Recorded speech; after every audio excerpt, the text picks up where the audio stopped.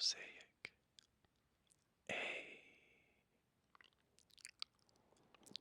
ASMR.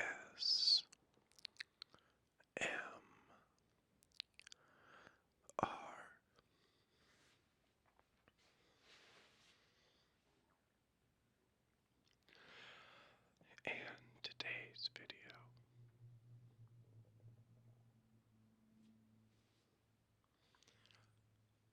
I am making a mosaic at 5 times speed. You should recognize the image.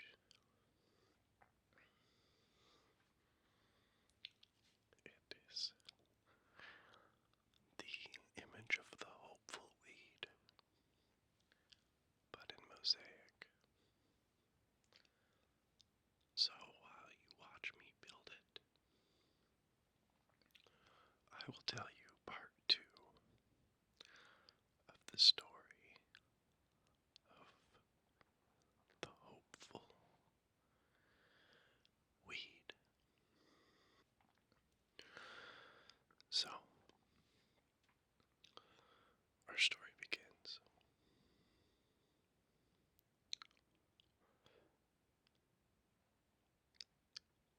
Where I left off last time, with the young weed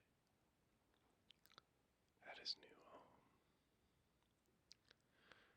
having witnessed for the first time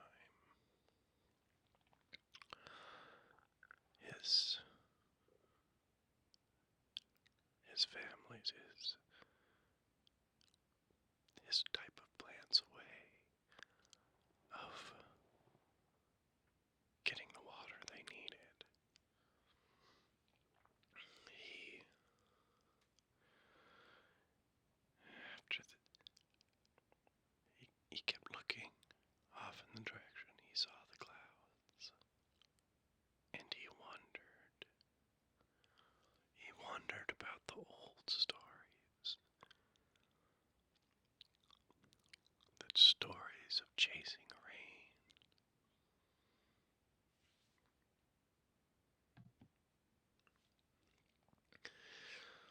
So he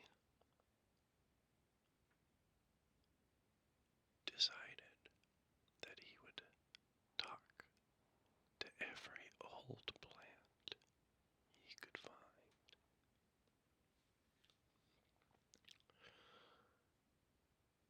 For deep within him, in a dark recess of his mind,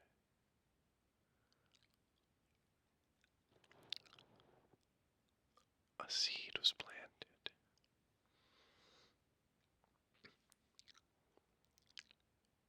This seed, of course, was hope. He didn't even know, he didn't dare believe, he didn't dare actually water and nurture the seed of hope, but it was there and it was planted.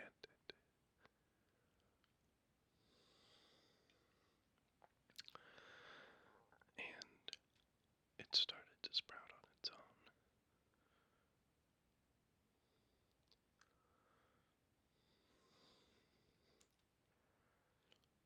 Since he had already spoken with all of the older plants from his group, from his nomadic tribe, if you will, he decided he would go on a quest across the desert and find other traveling weeds and talk to the elderly weeds as much as he can.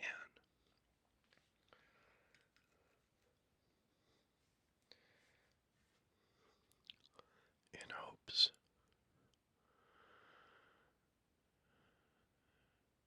of learning more.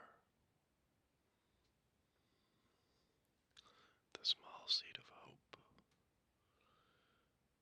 was dropped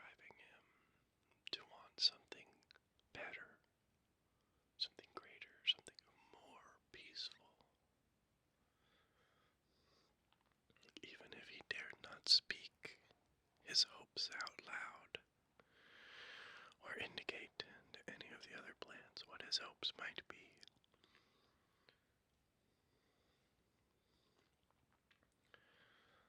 So he put together a water pouch. He said goodbye to his father and mother plant.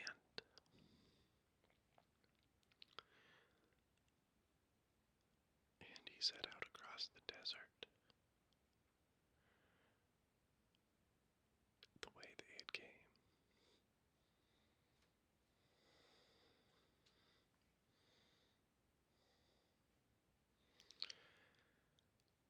As he came back, after many days of travel, as he came back to the oasis that was his childhood home, it was all but a mud puddle, with nothing but the smallest bit of water that had just started to come back up out of the spring that had been all but tapped dry. And a little family of grass had started to grow next to the water.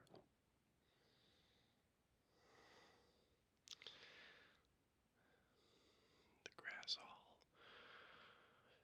waved in fear as the weed approached.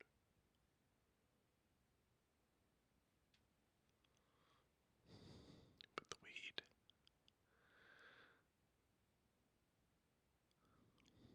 did not get too close.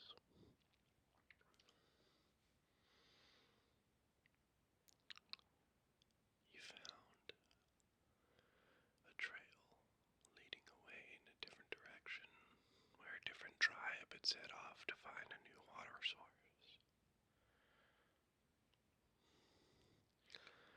And rather than disturbing this grass and tearing it up as he puts his roots into the oasis ground to get water, he decides he will try and live with the little bit he had left and move along.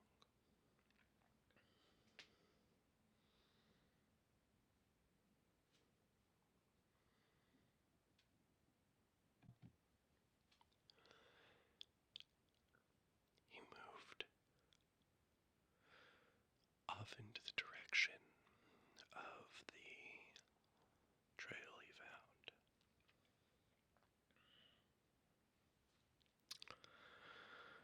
After many days, he had to accept the fact that he was out of water.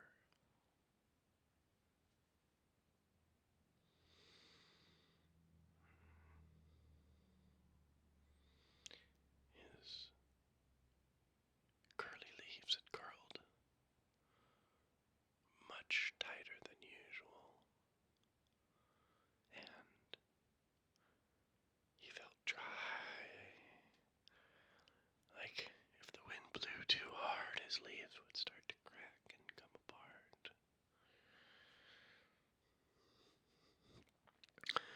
He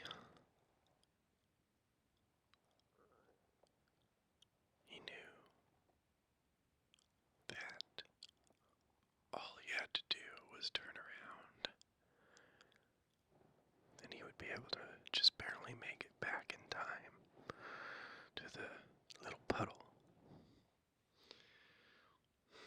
But through his mind just kept racing the fear of the young grass huddled behind the larger stalks of their mothers. No way of defending themselves, just trying to scrape the hardest bit of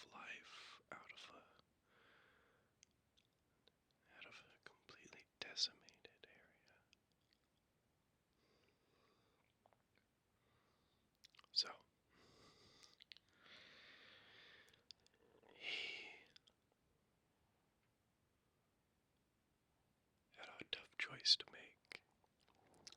And after much consideration, he decided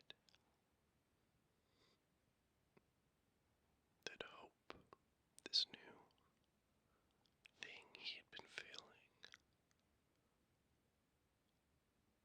had some sort of power. He hoped, he kept hope,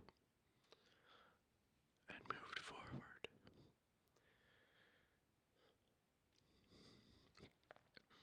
Every step, kicking up dry red dirt, taunting him.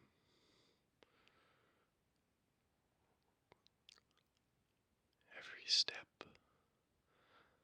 the dry dirt around his roots.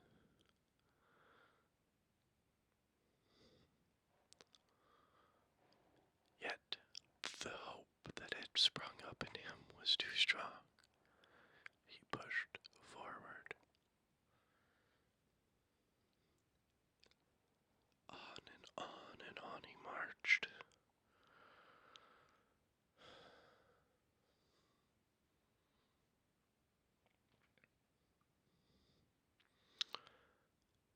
And after another day of marching, he stumbled and fell, and could not bring himself to pick himself back up.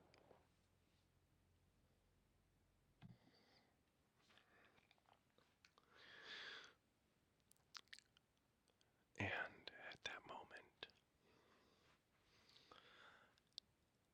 he felt the last bit of hope draining out of him.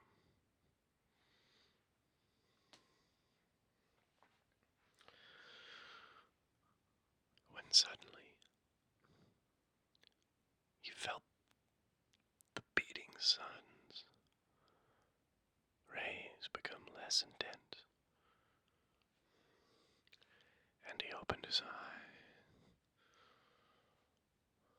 A single little cloud had blocked the sun.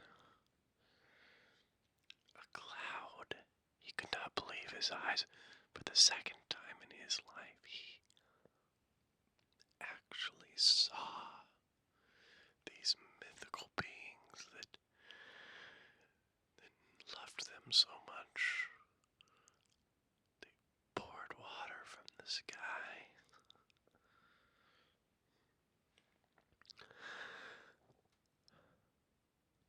Even though the rain did not fall and he did not get any water, the sight of this cloud renewed his hope.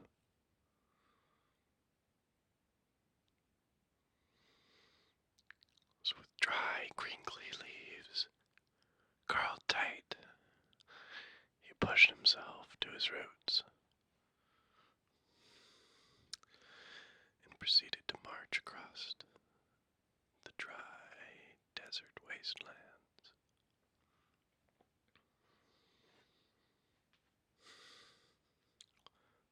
After a few hours, he was so thankful to see in the distance a group of weeds at the bank of a small trickling stream that ended in a little pool. The weeds had obviously drained lots of this pool and had started to work their way up the stream.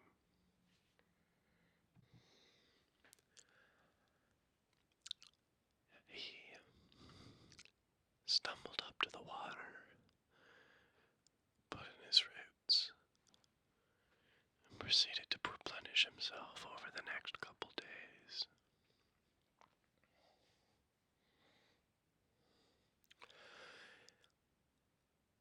Now, a weed going from one tribe to another is an unprecedented thing.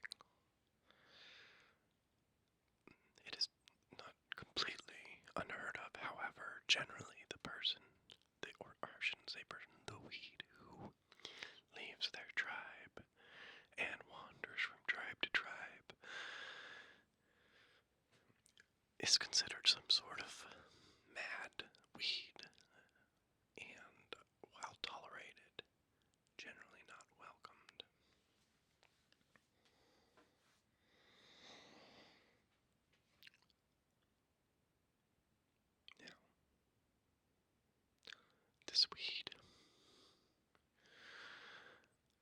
proceeded to go around and talk to all of the oldest weeds to find out as much as he could about these creatures, these clouds that they used to chase.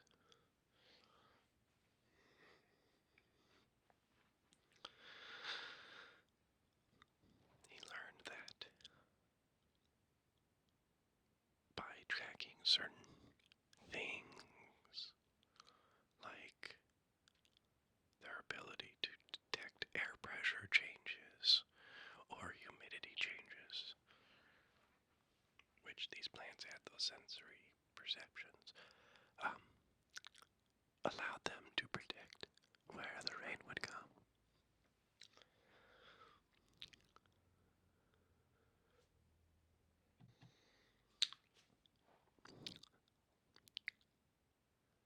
But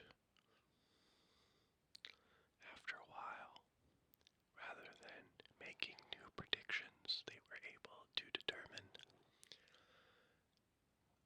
a particular migration path that would always supply them with seemingly enough rain. And slowly the skill was forgotten.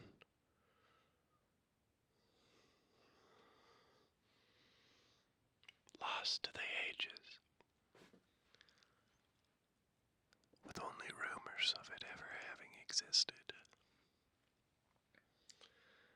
And after a time, these migration paths became drier and drier, and tribes started to adopt the new system of pulling up their roots and going on long marches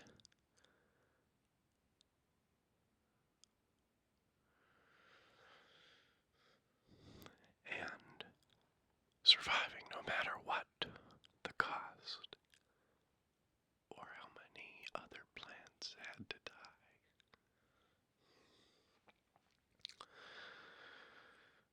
So, this plant, our protagonist plant, learned all this. There's one particularly very old plant who had seen better days and had all but withered away.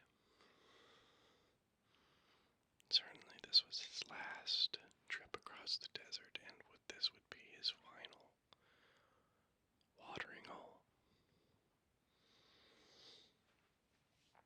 In this particular plant always rambled about clouds. Most of the people just assumed it was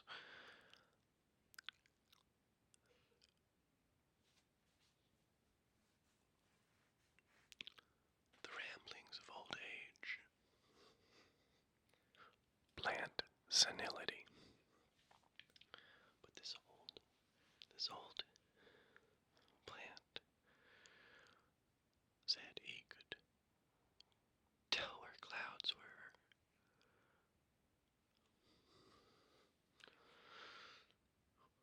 When our hopeful weed found this plant, he was so hopeful that he instantly told this old plant about the clouds that he had seen.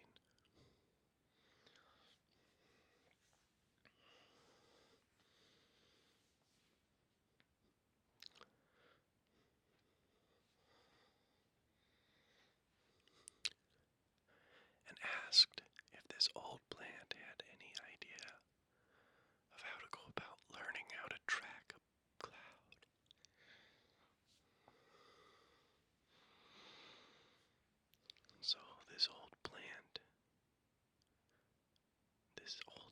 crazy, insane plant proceeded to show the hopeful weed how to look within, how to feel the air, how to test the pressure. Now, this old weed wasn't able to teach him everything. Not everything that he knew, and also not how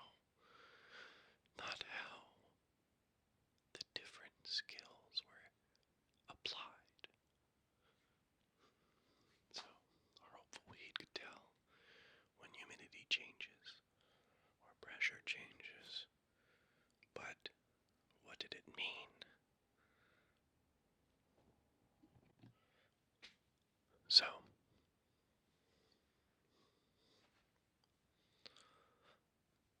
the rest of the weeds got wind of what they were doing, and they were pretty unhappy about this outsider messing with old Grandpa,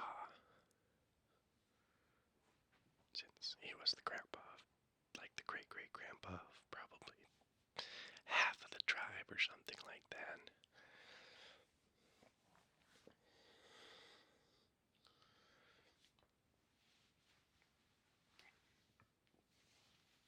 One of the original tribe founders.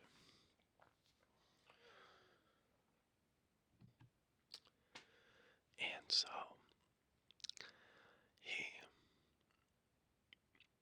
the weeds drove our hopeful weed out.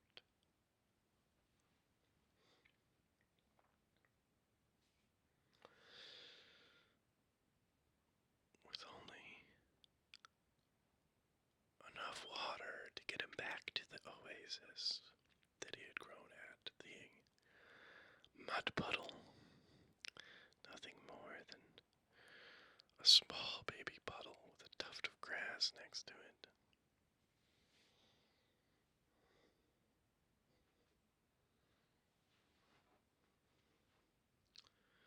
So, this hopeful weed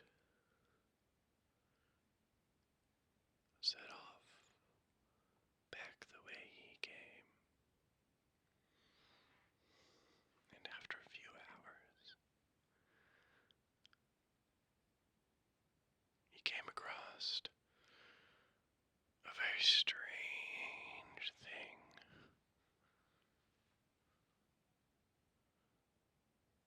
The ground was wet.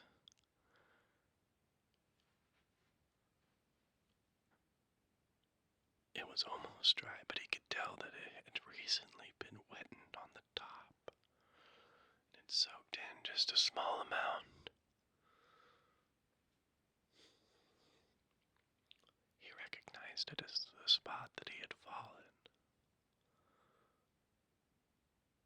Almost out of water. And excitement grew deep within his stomach.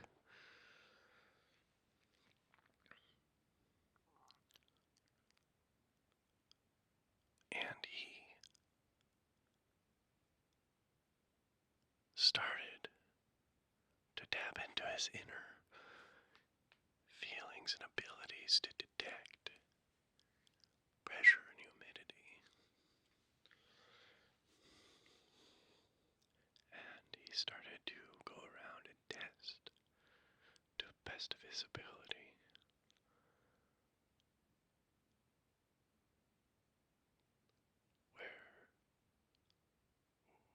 which direction this rain was going.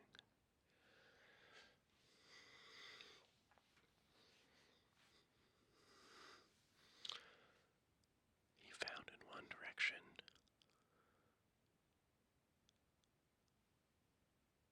it was much less, it was much drier. It seemed to have rained longer ago. The humidity was a little higher. The water had actually made it into the air. And in one direction the ground seemed wetter.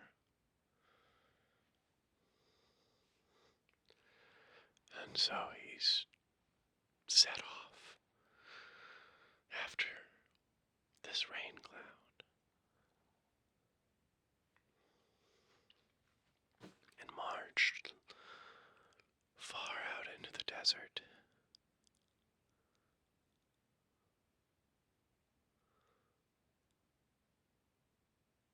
So far that the ground changed. No longer red sand, but brown earth.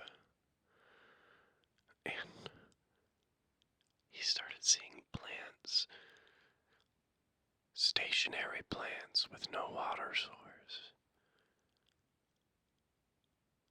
That could only mean one thing. Rain came through here. Clouds could be tracked from here.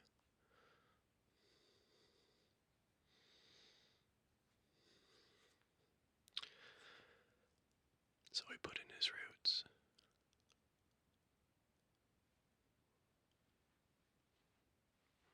In an emptier area, because he did not want to threaten these other plants.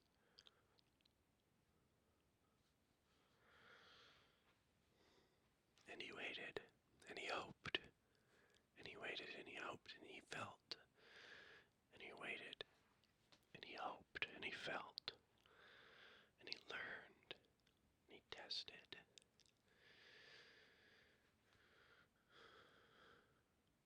And after a time, a cloud came, and he accepted its rain, and he tracked it. And another cloud came, and he tracked it, and another, and he tested, and he tested, and he tested, and he hoped, and he learned how to track clouds, how to set up a migration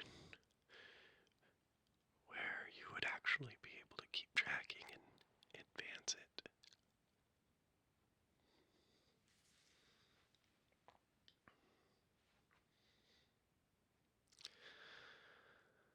So, he went back to his plants,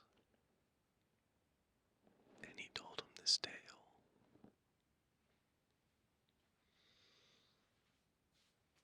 And none of them believed him.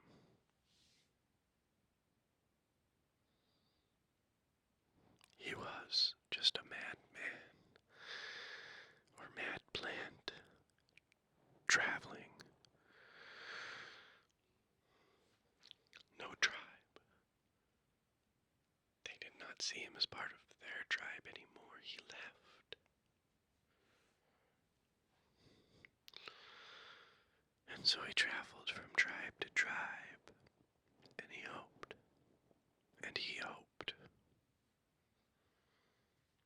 that someday he could get enough plants to listen so that they could change their ways.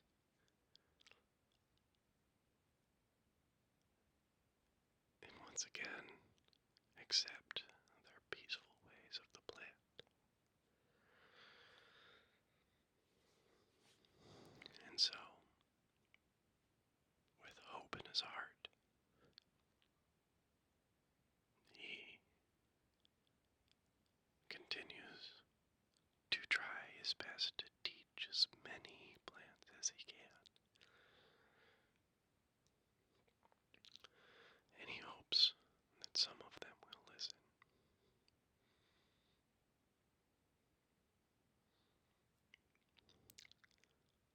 I hope you enjoyed the story. Good night, and keep warm.